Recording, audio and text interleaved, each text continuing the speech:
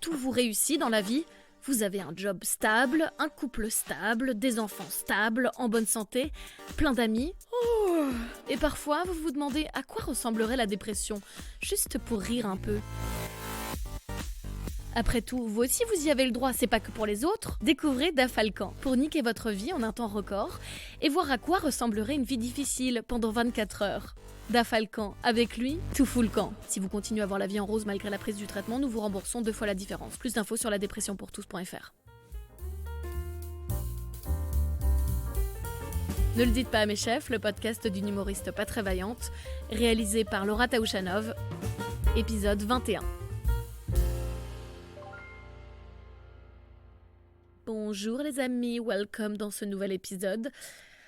Je suis très triste, très déçue, je vous l'avais vendu la semaine dernière, mais non, mon micro n'est toujours pas arrivé. Le suivi du colis indique qu'il est en Allemagne depuis mardi dernier. Donc voilà, j'étais pas au courant qu'on livrait encore les colis sur le dos d'un âne mourant. Et encore, je pense qu'un âne mourant serait déjà arrivé à Dublin avec mon micro.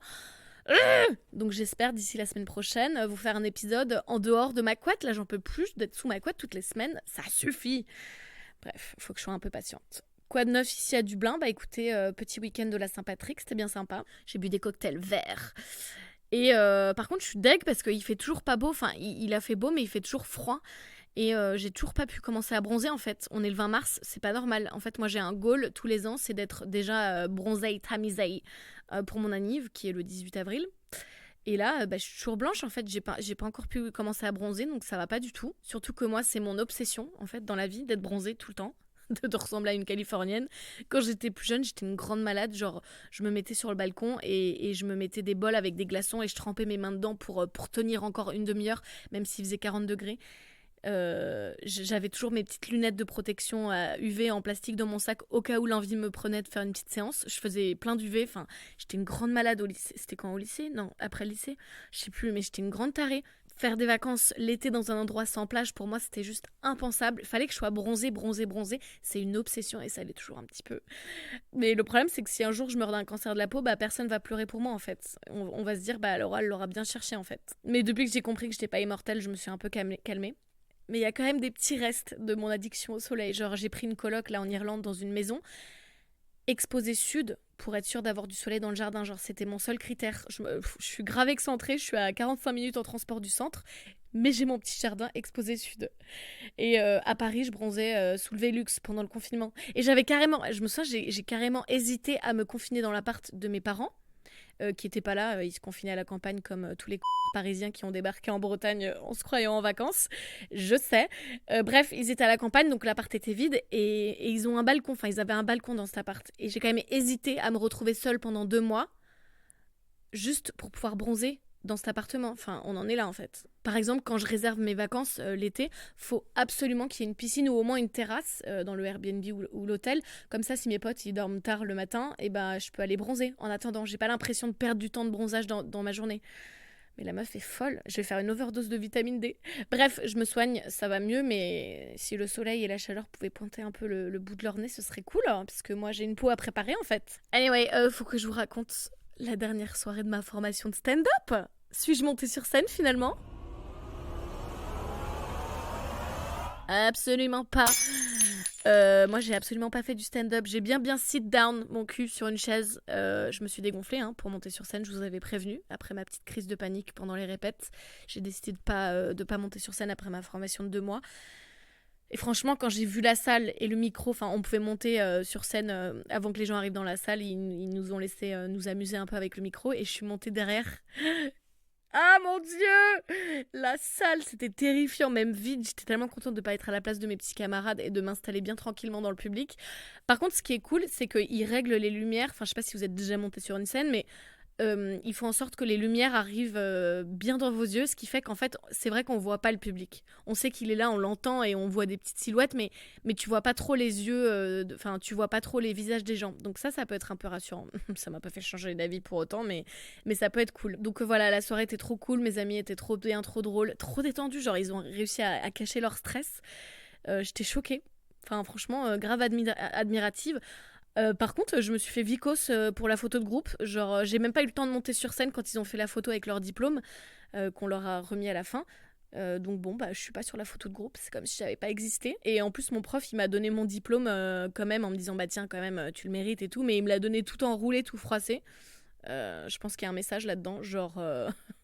bon tiens, tu l'as moyen mérité, mais tiens, ma pauvre fille. Non, après, il était quand même super sympa avec moi. Enfin, il était un peu bourré pendant la soirée et il est venu me cracher un truc dans l'oreille qui ressemblait à... T'aurais dû y aller sur scène, t'es vraiment super drôle, Laura. T'aurais pas pu me dire ça un petit peu plus tôt, genre pendant la formation quand j'avais besoin d'encouragement? Merci. Allez, sans rancune, c'est pas grave, c'était quand même hyper cool, une expérience trop bien. Et la soirée, messieurs, dames, la soirée, faut que je vous raconte ce qui s'est passé avec le mec avec lequel je pensais qu'il y avait une petite dragouille, hein. On va commencer par m'attribuer un petit Oscar bien mérité. Et l'Oscar du meilleur scénario de fiction est décerné à Laura Taushanov.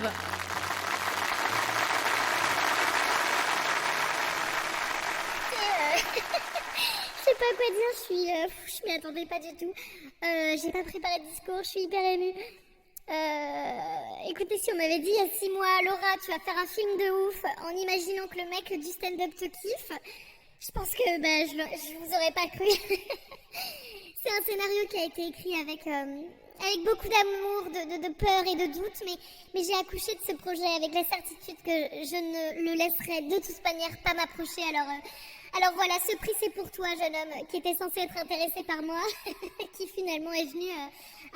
tu es venu avec ta copine à la soirée de stand-up, voilà. Bon, sans toi, ce scénario, tout cela n'aurait pas été possible. Alors merci.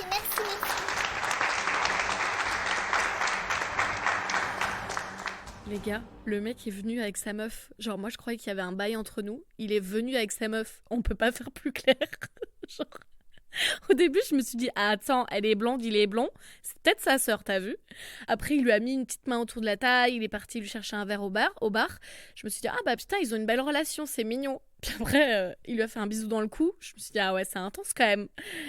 Et puis, quand il nous l'a présenté, il a dit, voilà, Machine, ma copine. Donc, bon, là, on pouvait pas faire plus clair. Et là, vous vous dites, oh mince, pauvre Laura, t'as dû être dégoûtée. Pas du tout, mais pas du tout. Soupir de soulagement, j'ai cru que j'allais devoir me forcer à baisser la garde. Ouf, la muraille de Chine est relevée. Hop, on remet l'armure de protection. Je peux enfin retourner à ma petite soirée dans ma petite zone de confort que j'aime tant et vraiment profiter à fond sans me dire, Laura, si le mec qui t'aime bien et que tu aimes bien t'approche, tu ne le fais pas fuir avec une blague humiliante ou une drague improvisée avec le voisin moche. Non, tu lui parles.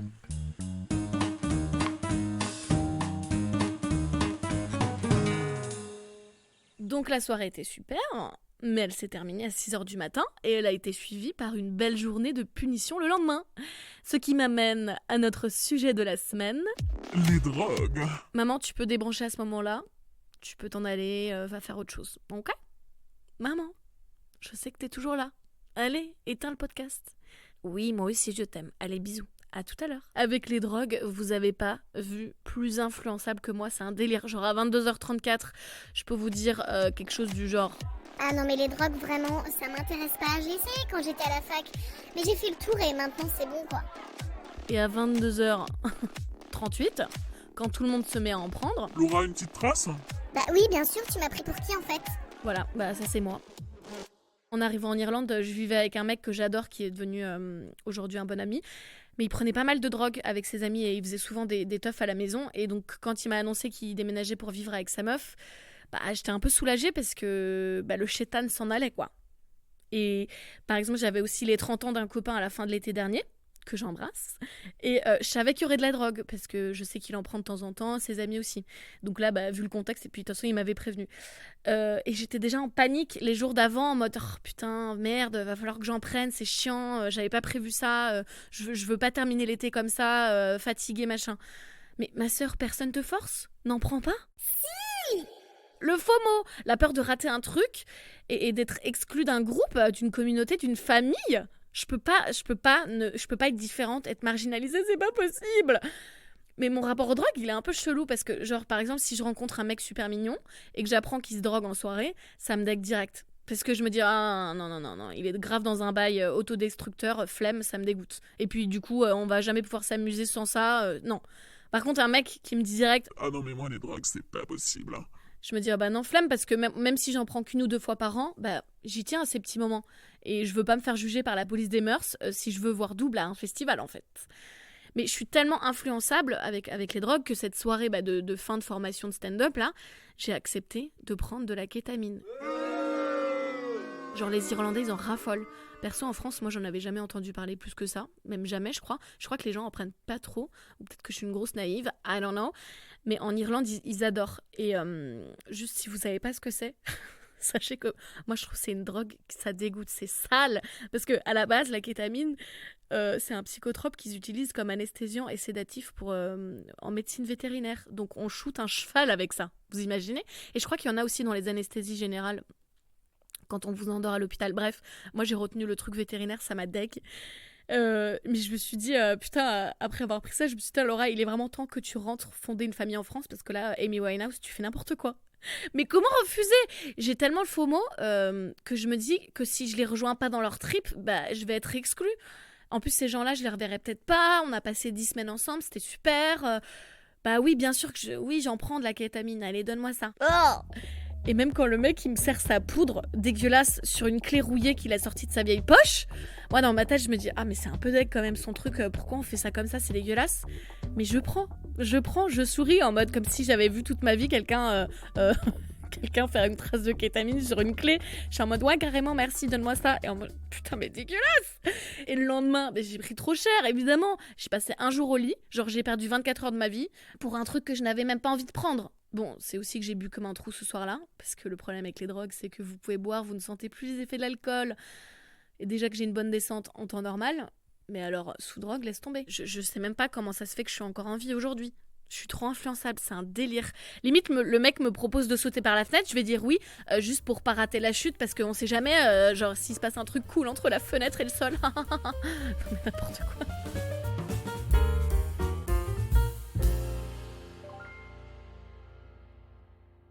Faut savoir que j'ai découvert les drogues assez tard. Enfin, au lycée, ça fumait vite fait de la weed, mais ça m'a jamais trop attirée. Et j'ai jamais vu de drogue dure, enfin rien, avant la fac. Je sais pas, j'avais peut-être 21 ans quand j'ai vu de la drogue pour la première fois. En plus, j'avais entendu des histoires de bad horribles où le mec croit que son bras, c'est une carotte et il veut la râper. Enfin bref, ça me faisait un peu peur tout ça.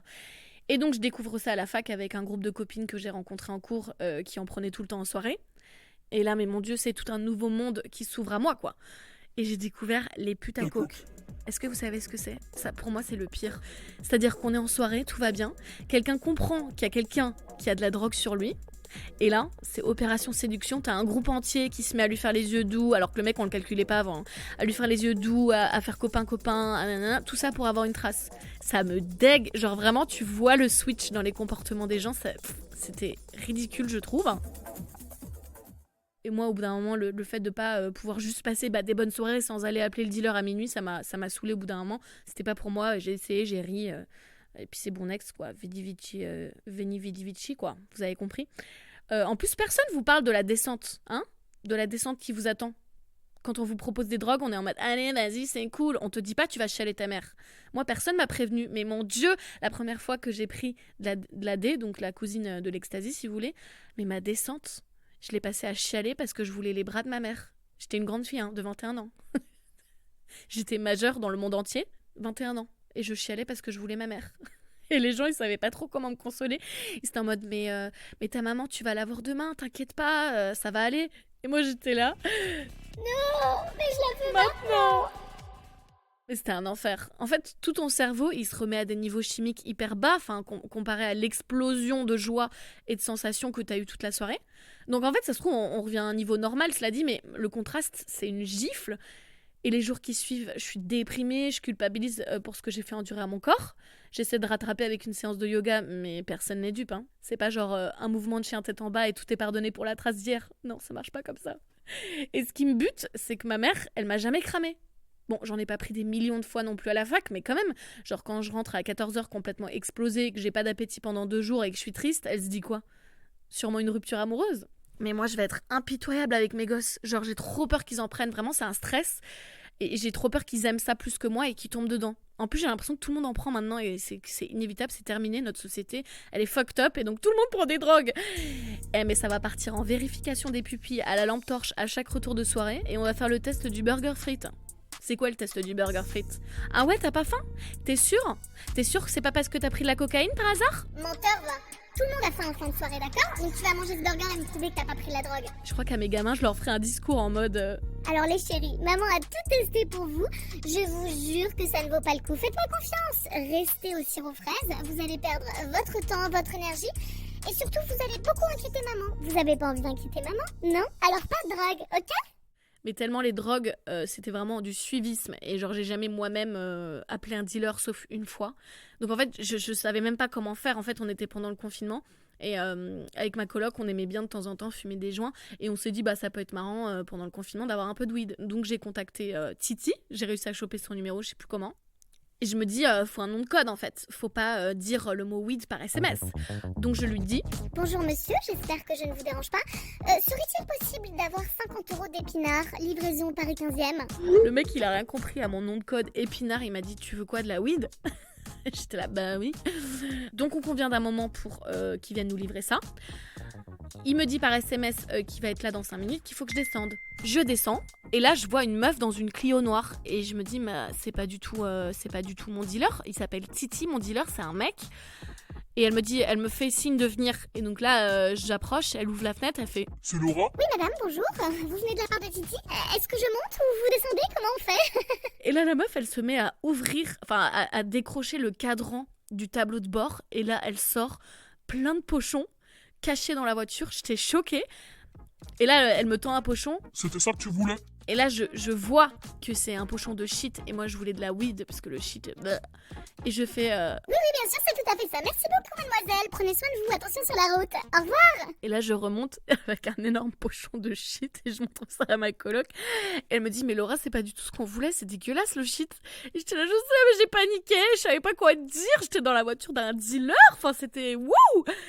Mais n'importe quoi, la meuf. Et après, le Titi, putain, il harcelait de textos toutes les semaines. Heureusement que je suis pas une grosse addict parce que, putain, la tentation, elle est horrible.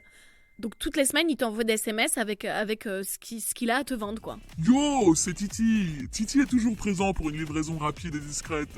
Nouvel arrivage Amnésia, venu d'Hollande, offre promotionnelle. Pour 4 achetés, le 5e est offert. Faites tourner. Titi, numéro 1 sur la weed en Ile-de-France. Non mais le mec vend des canapés, quoi.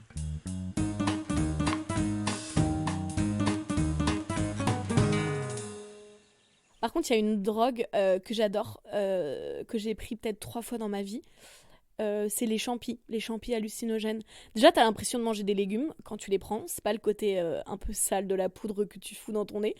Et les effets, si tu prends pas trop, mais c'est juste waouh! J'ai pris ça à Bali et en Thaïlande et j'ai passé les meilleures soirées de toute ma vie. Genre à Bali, on se promenait dans les rues, mais complètement high, et on voyait des trucs de ouf. Genre à un moment, on s'est installé devant un mur pendant 5 minutes. Moi, je voyais des araignées sortir avec des aztèques, enfin n'importe quoi. Et à un moment, on a voulu prendre un verre dans un bar. Très mauvaise idée. On n'arrivait pas à se concentrer pour commander. C'était un enfer. Les serveurs, ils en pouvaient plus de nous. Mais en fait, on buguait sur les menus parce qu'il y avait des dessins de coucher de soleil palmier sur les menus de cocktails. Et quand ma pote, elle ouvrait le menu, par exemple, je voyais le soleil illuminer son visage comme si elle regardait un coucher de soleil. Mais c'était n'importe quoi. Et dès qu'elle fermait le menu, je le voyais plus. Enfin, c'est fou ce que l'esprit peut faire, quoi. Et il y avait un groupe de musiciens qui faisait un petit concert sur la scène du resto. Et parfois, ils nous demandaient « Hey girls, vous venez d'où? C'est quoi vos prénoms ?» Et nous, on n'arrivait pas à leur répondre parce que tu peux pas te concentrer sur un truc pareil quand t'es sous champi. Et genre, ils se sont pris un gros blanc. On a fini par se faire virer du bar parce qu'ils ont compris qu'on avait pris des trucs. Et bref, on a galéré à payer parce que vraiment, te concentrer, c'est un enfer. Et on a fini sur une plage où il y avait des rochers et on n'osait pas marcher dessus. Par respect parce qu'on avait l'impression que c'était des crânes en fait et on voulait pas marcher sur des crânes de personnes, tu vois. Et moi j'ai carrément vu le Titanic arriver, genre un énorme bateau avec des spots de lumière arriver sur la plage. J'étais en mode waouh. Et tout le monde voit des trucs un peu différents et t'as des moments de lucidité par moment et donc tu peux raconter un peu aux autres ce que tu vois. J'ai eu une alu où je voyais comme des gamins assis devant la fenêtre d'un magasin, c'était la nuit, et ils étaient sur leur tel. Donc en fait, je voyais tous ces visages éclairés par des téléphones Et mes potes, elles comprenaient pas ce que j'essayais de leur expliquer. Genre même à ce jour, elles ont toujours pas compris mon alu, mais c'était génial. Et là, pour le coup, la descente, c'est un autre délire. Genre, c'est un réveil, en fait. T'as un regain d'énergie, parce que tout était au ralenti pendant 3 heures. Nous, on a dansé jusqu'au bout de la nuit, et c'était trop bien.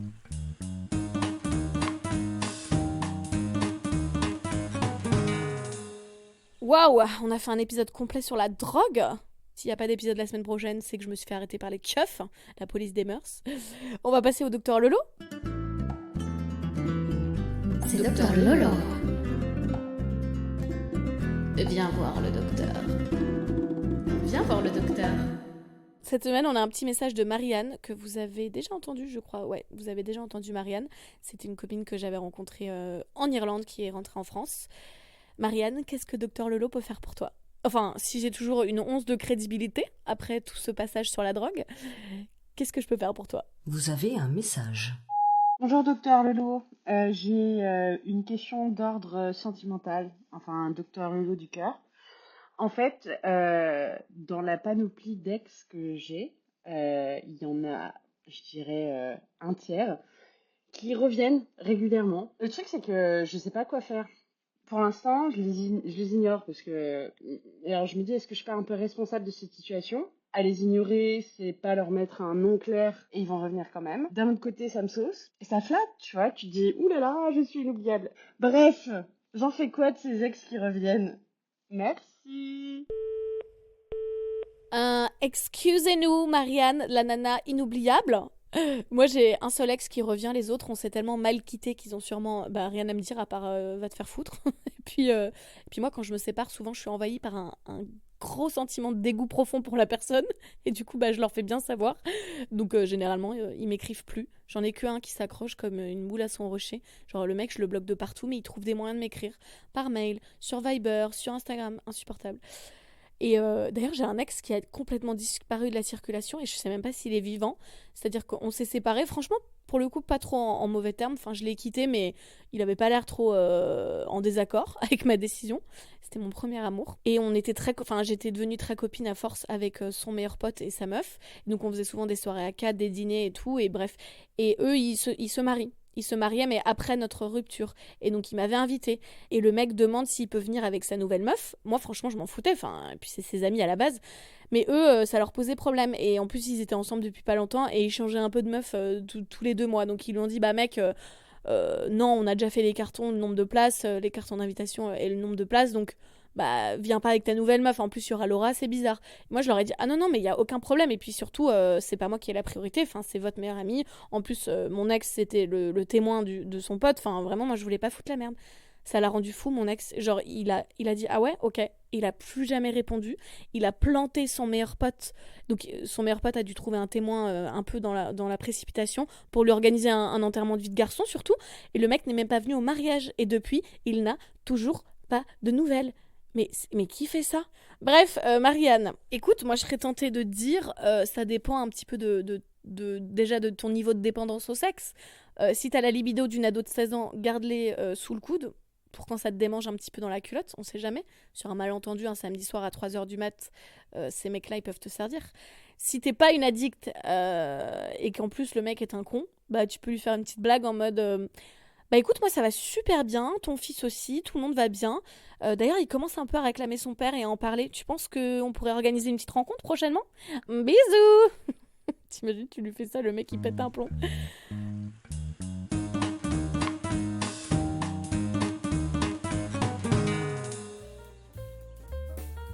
Voilà les amis, c'est la fin de votre épisode. J'espère que vous avez passé un bon moment. Merci pour vos étoiles, vos commentaires. J'ai vu tout ça sur les applis, ça m'a fait grandement plaisir. J'espère que la semaine prochaine, je ne serai plus sous ma couette et que j'aurai enfin un micro d'adulte. D'ici la semaine prochaine, prenez soin de vous. Envoyez-moi vos docteurs Lolo. Je suis encore une fois bientôt arrivée à la fin de la liste. Merci beaucoup. Je vous embrasse très fort et à la semaine prochaine. Bisous, bisous.